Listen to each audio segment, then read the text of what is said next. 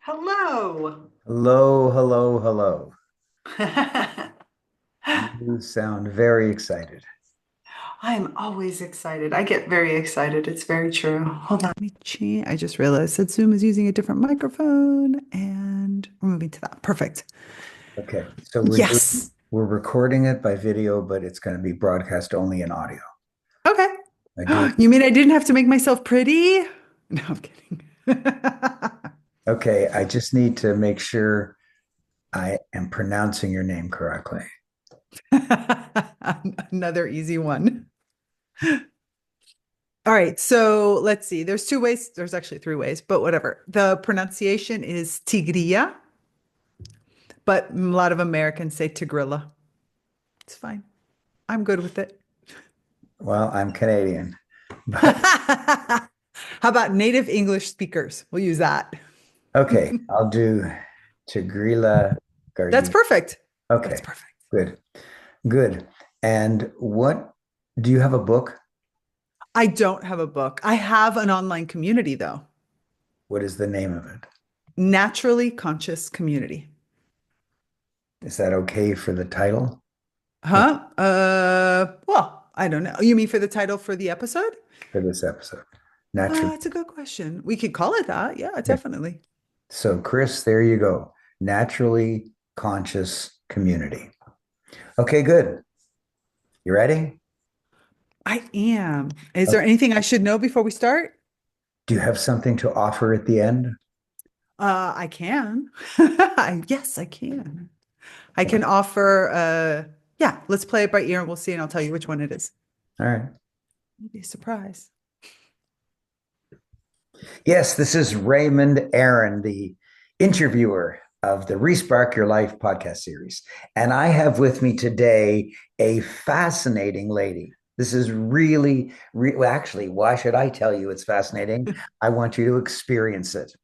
Tigrilla Gardenia is a nature inspired mentor, a certified life coach, and a world ambassador for plant advocacy.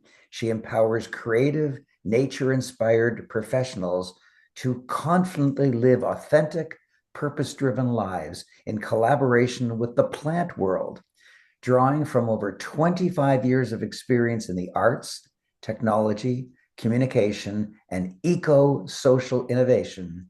Tigrilla bridges the wisdom of plant neurobiology, ecosystem thinking, community dynamics, and esoteric teachings to help you evolve limiting beliefs, nurture your many passions, and thrive alongside plant collaborators.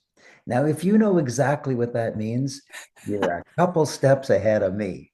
I chose her because I didn't quite understand what that meant, and I wanted to learn because, as much as you, my dear subscriber, learns from me, I also learn from our wonderful guests that I find out in the world, hidden where no one else can find them. So here you are. You've got an extraordinary and strange introduction. Now it's your job to carry the show. What the heck is that intro all about? What do you actually do underneath those giant words? I love it. I love it. It is true. They are giant words. So great. Thank you so much for having me. Look, it all boils down to the fact of I help you bridge the gap between where you are today and where you want to be in the future. And I do that by working really closely with nature. And that is mainly through plants and working with plants, but not using plants, which I think is the most common way. I see a plant and I think a plant is beautiful, and maybe I eat something, or maybe I spend some time walking in nature. That's a part of it. But a big part of it is the fact that plants are these amazing beings with all this experience, all of this knowledge of building the world, 470 plus million years of knowledge.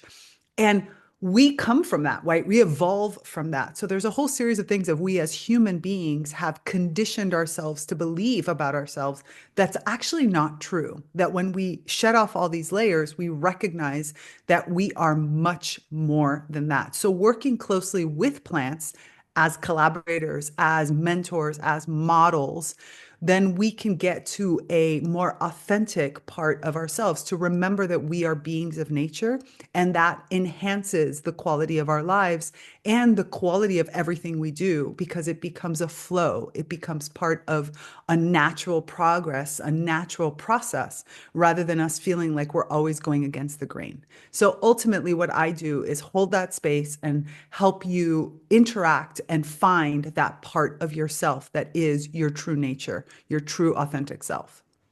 Is that Wow, more clear? kinda. We're getting there. We're getting there. It's a Let's 20 peel minute off the show. layers. Yeah, that's right. We peeled a layer. Okay, Thanks. we got most of 20 minutes to go. Yeah. So why rigid discipline fails and what plants teach us about flow, adaptation, and ease. Talk to me Yeah. about that. Yeah, so we have this mentality in no pain, no gain, right? It's this big part of the culture that we have created for ourselves as humans. This idea that I am supposed to work hard, I'm supposed to focus on just one thing, and I'm supposed to be disciplined. I'm supposed to create kind of like this box, the idea of the horse with the blinders on the side, and I'm Right. supposed to go that way. And there's many people that teach, if you have lots of different ideas, focus on just one. But I actually don't think that that works for some people. Some of us have mindsets and ways that our mind works that are much more expansive. And we can then look at a different type of approach. For example, if you look at an ecosystem, even if you just look at a single plant, right? A plant is simultaneously creating some kind of flowering and thinking about pollination, setting down roots and going off exploring for food, and moving my body in some ways, which is disjointed and compared to what is a human body, in order to find the right place to get the sun. I can't run away from my problems, so I'm dealing with some problems over here. I'm doing lots of different things at the same time. And yet, that plant is that plant.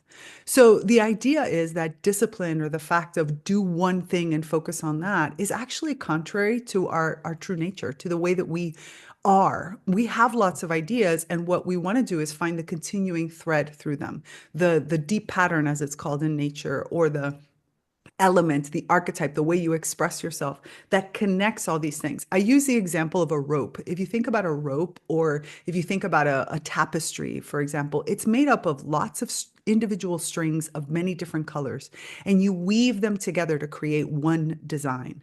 And Huh. so the idea is that rather than trying to focus on one thing, it's take a step back and look at the big design of your life. What is it that you're picture that you're trying to design with all these different parts of yourself, and learn how to weave back and forth from one, jump in one, do something for a little while, then flip over to here. But if you have a continuing thread, that one design that connects them all, then you're still moving forward, even if it feels like you're going all over the place. So it's just a shift in mentality that I think is much more, and in my experience with my clients, is much more conducive to the way some of our minds work. We like to jump from one thing to the other. And there should be ways for us to be able to do this, rather than thinking we have to leave everything behind, be disciplined, and focus on one thing. Okay. So do me. I'll be a client of yours. I don't know Okay. if I qualify, but here's my thing.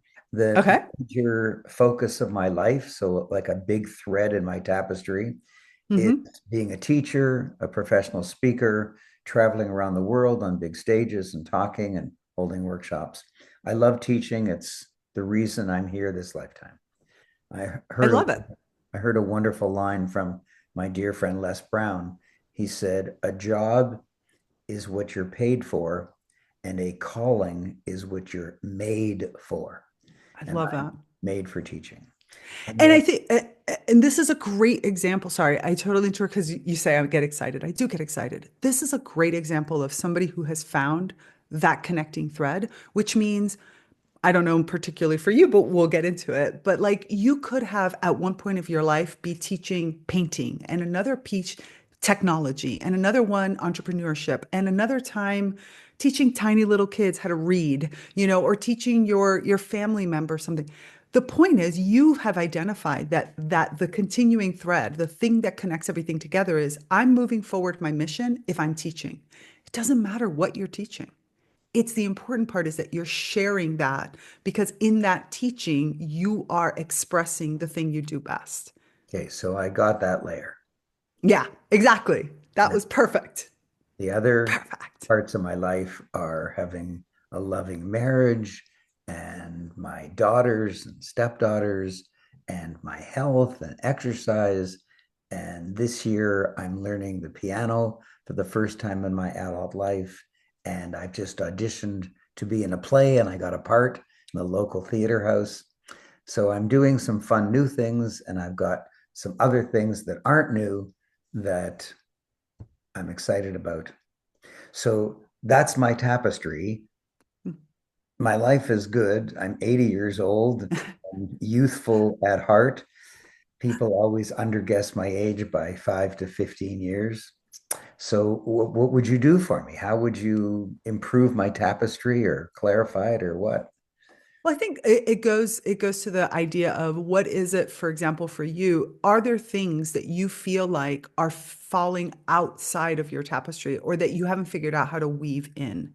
That's really where I think for somebody who has the experience and the life that you have, it's this is about enhancing and weaving in new pieces that maybe are not as linear, like the teaching part that we were just talking about, because it's not like you're going to go and learn the piano or be in the theater in order to teach that, right? So then the question becomes, okay, where does this fit in? Like if up until now I have identified that the thread that connects me is the teaching, then if I expand that and I think about teaching not so much in the formal perspective, right? Which is the way that we think of it. I'm a teacher means I have to have a room full of children or of adults or some kind of students that I teach and some. But as you move into different phases of your life, that teaching morphs and changes. Sitting down, for example, and learning an instrument for yourself, you become the student. But without any doubt, in the way that you approach that, you will be in some ways teaching because now it becomes about teaching your life experience. It is the relationship that you have with your teacher, with your new theater people. Now you become, especially moving into that phase, it's more of my life experience teaches people. I become a model that people can look at and reflect on. And so for some people, shifting out of kind of using their work and thinking of themselves, as you said, as what is the thing I get paid to do or the thing that has been my work over all my life into a phase in the life where I'm not doing that in that direct way. For some people can feel like, have I lost something? And so here's where I kind of help them to figure out, no, how do we see how your teaching now is changed? You become a teacher by I'll use an expression that I absolutely love, which is we are the books people read. By the way we act and the things we do, we cannot help but be an example. And so your teaching continues. You're weaving in teaching. It's Yeah. just in a different way. You're teaching as grandpa and you're teaching as, the person who's on the stage with others and they see things that you might be able to grasp in the actual content of the theater piece because of your life experience, and they learn from that. So you become a different type of teacher, one that's less overt, but one that's more passive and more of setting the example. Okay, I got it. Now, Yeah. thanks for being my coach in front of everybody. But now I'd like you to give me a wonderful example of a success story that you've had. Somebody's come to you. What's their issue? How did you help them? What was the aha at the end for them? Oh, that's a great one. Let's see. Which one do I choose? There's so many of them. Um, so I would say that there's kind of two big types of people that come to work with me that are, and so I'll choose one of them. I have one client because she's still actually a client, which I love, love, love working with. And I love working with her because she is somebody that came out of a corporate world, stepped out of that corporate world into a completely different life, a completely different, even country, actually, in this particular case, and decided that she was in a corporate setting in like finances and stuff like that, and she wanted to work with children. Now, this is a person who doesn't have children her own, right? And she decided that what she felt very called to do was to bring this connection to nature to children. But she is somebody who's extremely shy. She's always worked in the back end. She's always somebody who has always seen herself as kind of being a part of the passive system, the system that I set up things for other people to take and move on. And here she is Back. feeling this calling. Yeah, she's a backstage kind of person. And so she's feeling called to be on the front stage. And Right. so here was about working with her to understand, again, going back to that deep pattern, what were the connections that she was having throughout her life that she could lean on in order to shift into a different kind of, to a certain extent, calling and profession, right? How do I use not just leveraging my skill sets, which is one piece of it, but more than anything is what was it about that back end life that in reality is the front end of a different kind of life, Oh, even wow. though the skill sets are the same. And so that was what we sat there. We sat and started to identify what were the things that she was doing in the back end that all she's doing now is just changing it to a different audience, but that audience perceives her as a front end. Got it. I got it, but I don't, but you didn't mention anything about plants.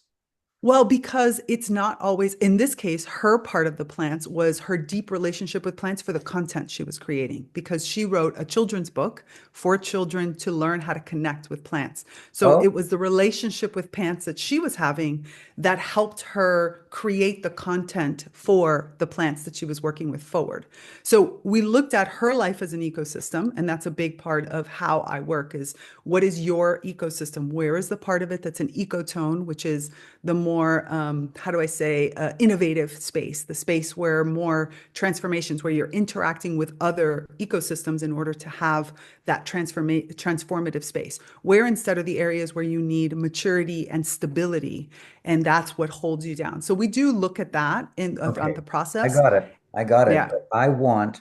But that was a good example. I mean, Yeah. to go from backstage to front stage is very difficult. But Yes. I want an example in which you use plants in your coaching to help somebody. Oh, but see, I do that every single day, I guess, because Good so there's, example. I'm trying to figure out how to give an example. Let me give an example. Oh, so my business partner is a plant, just so you know. So my personal business partner, I started with one plant, and now over the last year, which I've been talking about a lot, is the switching over to a different plant. So, for example, my business partner at first was a plant named Spider Plant. It happens that he happens to be a spider plant, but Spider Plant was my business partner. And Spider Plant came into my life when a time when it was about deep healing and was working with me to develop certain programs. So many of the programs that I actually have were developed with that plant through plant communication, through plant expansion, through all these different mechanisms, and also that plant interacting with my clients at times through plant music and different aspects, meditations and things like that. So I actually developed my naturally conscious community, which is my online ecosystem and community for plant human relationships, all with spider plant. And so Spider Plant has been a part of many, many, many sessions and in that perspective as a co-creator and as a co-teacher in that aspect. Now, over the last year, Spider Plant has chosen to take a backstage passed, has moved into a different realm, and I've been working with a new plant, Noel, the Christmas cactus. Now Noel is very different because spider plant was an active force, creation, lots of creation, and Noel instead is very much about integration, about stabilization, about refinement. It's a very silent plant. I know it sounds really strange to say it in this way, but when you communicate with plants for as much as I do and as long as I do, you really get to understand the personality of the plant. So Noelle is really helping me to instead refine, look at everything with a different optic, which is the optic of presence. Is what I'm doing presenting what I want, and is it offering the safe space that people need in order for them to move into a new level of transformation? And so Noelle, and I didn't know this, like I was kind of told Noelle was going to be coming in. It took me probably about 6 months of working with this plant to really understand what was it, because this plant is very silent compared to spider plant, who's kind of a chatty plant.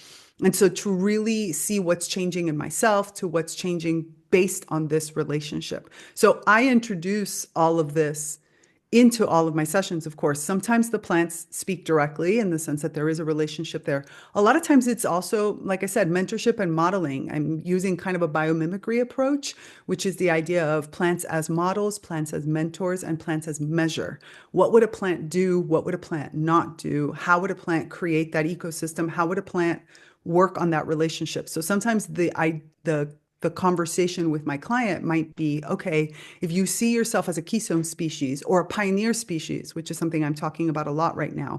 And a pioneer species is somebody who's on the cutting edge, right? A pioneer species comes in after a disturbance or when you have a terrain that has never been really developed and needs to start to create fertile soil. When you use that, I'm what changes getting in it. you? Okay, I got it. Yeah, So let me put what you do in my context and you tell me if I got it right. tell me. There are some counselors or therapists who use horses to help people heal. There's some that use music. There's some that use drawing, but only drawing with your non-dominant hand. And that helps you understand yourself in a different way. So all these different therapists, you being one of them, all invite their clients to look at life through a specific prism, through a specific lens. And because you're forced to look at yourself in an unusual way, you see things about yourself that you wouldn't ordinarily see looking at yourself the quote normal way. Yeah, that's definitely a huge part of it. It's a big part Oh, of it because our plantness or our inner plantness, like you just said, is a different our lens, which inner is, plantness. well, because it is that part of, so if you think of yourself as an animal, right? Our animal is what? Instinct and movement. Let's just take two elements, right? Instinct and element and movement, which means we run away from things. We act quick on our instincts. We are constantly feeling like we have to create, and that's great, right? But we've atrophied in doing that our plantness, which is the part of us that is presence, stillness, deep awareness, like really being aware of what's around. There's all these other skills that we have that if we tap into. So like you said, it is a different prism. And then the goal, so the way I describe it is that my hope and what I work with my clients is by stepping out of a little bit your animal humanness, which animal has all these instinctual parts, human has all these conditioned parts on top of that. And if you step out of it through your plantness and you go into presence and stillness, you, like you said, you shift through a different lens. And then I can come back into my humanness with that expanded. So the idea is I don't want to just stay in that lens either, because that would be limiting too. Got I it. want to bring you back in so that Okay, you have got it it. all. So I'm one of my subscribers sitting there out in the world saying, can I use her services? So tell me briefly, what condition or problem or limiting belief would somebody have to say, I know, Miss Gardenia is the gal for me? So most likely you are somebody with tons and tons of passions, lots of different ideas. You probably have a to-do list that's like a mile long, and you feel like every time you get a new idea, you drop the one that you're in. So you constantly feel like you're bouncing from one thing to the other and you can't find the flow to move it. That's one piece. And therefore, you probably suffer from one of the four big limiting beliefs, which is, imposter syndrome, no pain, no gain, it's not going to work, or the famous, I'm not worthy, right? So you probably suffer from one of Yeah, these four because you say, I have all these ideas, I have all these passions. I'm painting one day, I'm building a ditch the next day, I'm going out and taking walking in the woods, I can work in high tech. But where is this leading me? Am I just wasting my life jumping around from place to place? I want to start a business, or I want to do this in my work, or I want to live a life that is rich. And I just feel like I'm lost in this swimming of multiple got ideas. it. That's the Got it. most likely person. You are a very unusual juxtaposition of you're very wise and you're also very funny. So you Thank you. have like left brain and right brain all squashed together. Yep. Very interesting. And you're Yep. bubbly and upbeat. It's it's fun. It's fun to interview you. Thank Now you. I'm going to ask you a question you have no ability to answer. Okay. None of your life skills have brought you to this point where you are able to answer this question, but you're going to have to just figure it out. You All ready? right. Yes. Okay.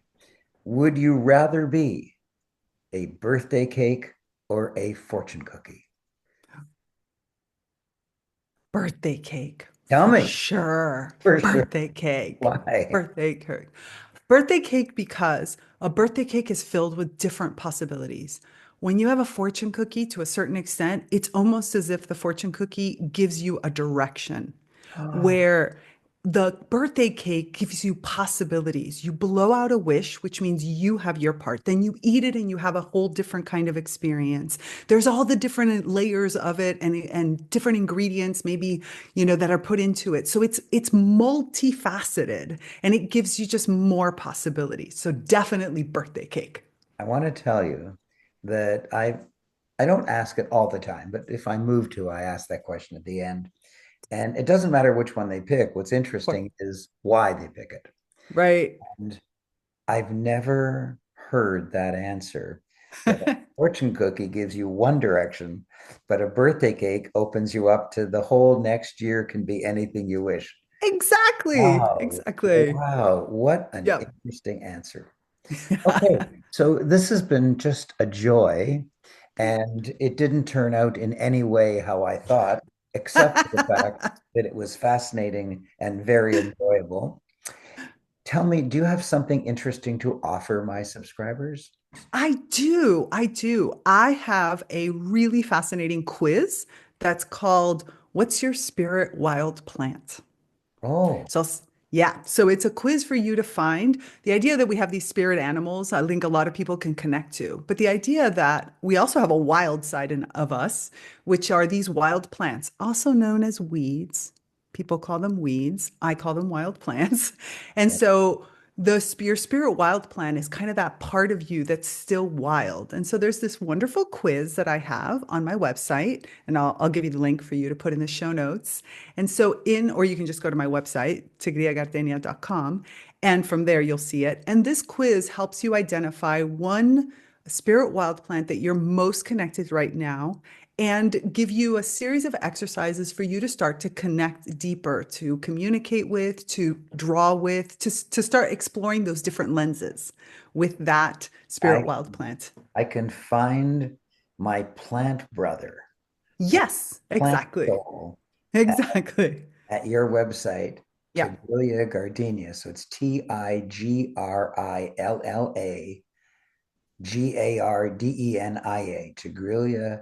Gardenia.com. There's a quiz there, and I can take it at Yes. no charge. Yes. No Wow. charge, completely free. Well, I am impressed. I'm happy. I think the people in your community, it's called the Naturally Conscious Community. Is that right? Correct. So the people that you lead in your community, I'm sure they all feel blessed by being led by you. Oh, thank you so much. This has been so much fun. And I And love your question. You've still got me thinking about it. I'm like, oh, now I want a birthday cake. Now I want cake. thank you very much. I greatly enjoyed the show. Beautiful. Thank you.